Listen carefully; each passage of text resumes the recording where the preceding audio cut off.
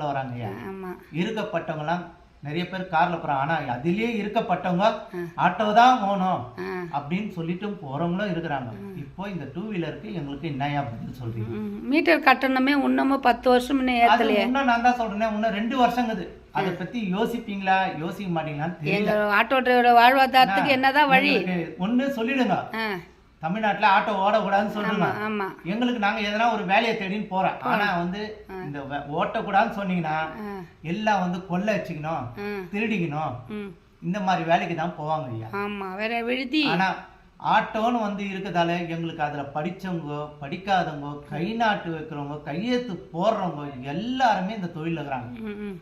அதுவும் இல்லாத இப்ப இருக்கிற பிள்ளைங்க எல்லாம் பாத்தீங்கன்னா லைசன்ஸும் கிடையாது.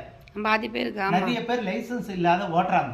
எங்களுக்கு முதல்ல வந்து நீங்க வந்து ஆர்டி ஆபீஸ்ல எல்லாம் இருந்து எங்களுக்கு ஸ்டிக்கர் ஒண்ணு குத்திங்க. அந்த